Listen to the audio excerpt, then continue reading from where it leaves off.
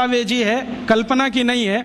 एक अंग्रेज अधिकारी था कर्नल कूट, वो हैदर अली से लड़ा, हैदर अली ने उसको परास्त किया, परास्त करने के बाद उसकी नाक काट दिया, क्योंकि हमारे राजा ज़्यादा से ज़्यादा यही करते थे, गला नहीं काटते थे, नाक काट दिया, कान काट दिया। क्यों? क्योंकि नाक कटना ही बहुत बड़ी बदनामी होती थी। तो नाक काट दिया उसका, कटी हुई नाक लेके वो भागा कर्नल कूट।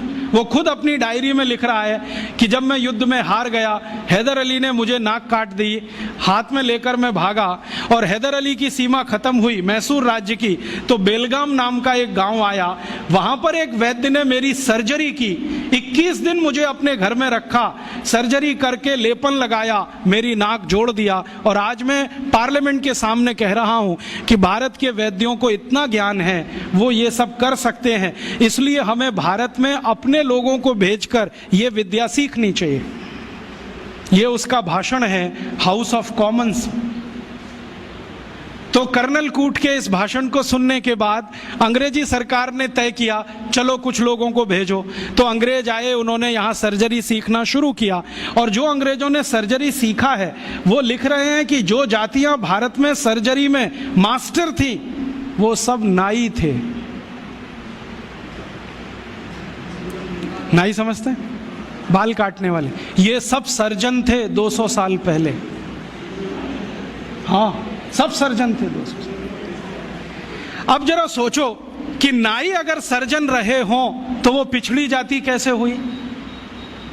अंग्रेजों ने उनको 1881 के सर्वे में पिछड़ी जाति घोषित किया।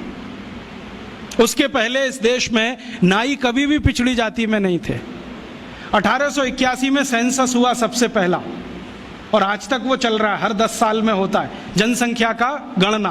अंग्रेजों ने पहली गणना में नाइयों को पिछड़ा वर्ग में डाल दिया, और एक अंग्रेज कहता है कि ये अच्छा ही है, क्योंकि ये विद्या में इतने ऊंचे हैं, अगर इनको नीचे नहीं लाओगे ये गुलामी कभी स्वीकार नहीं करेंगे। और आज हमारी सरकार भी उनको पिछड़ा ही कहती है। उनके हाथ में इतना हुनर है, उंगलियों में इतनी फ्लेक्सिबिलिटी है, वो आप देखते हैं ना बाल काटते समय, वो गर्दन भी काट सकते हैं, सोचो ना। और इतनी सफाई से उस तरह चलाते हैं, उस तरह से वो किसी ट्यूमर को भी काट के निकाल सकते हैं। ये सब बहुत बड़े सर्जन रहे।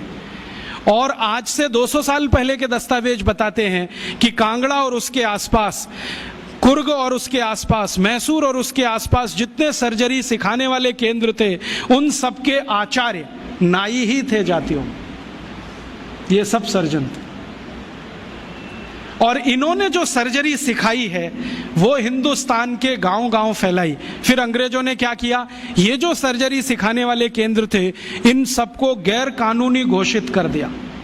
एक कानून बनाया जिसका दुर्भाग्य से नाम है इंडियन एजुकेशन एक्ट।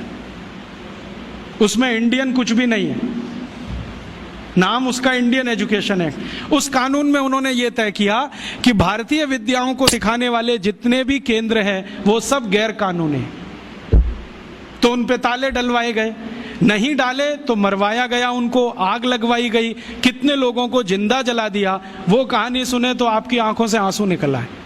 ये अत्याचार 100 साल हुआ, उसमें ये विद्या खत्म हो गई। और फिर बेईमान अंग्रेजों ने क्या किया कि यहां से सर्जरी सीखा, और उनके अपने रिकॉर्ड्स में वो सब है। हिंदुस्तान को ये बताया कि देखो हम तुम्हें वापस सिखा रहे हैं। और यहां से सर्जरी सीखकर जो डॉक्टर बने लंदन में, उन्होंने fellow of the royal society की स्थापना की, जिसमें डिग्री लेने के लिए आज हमारे डॉक्टर जा रहे हैं।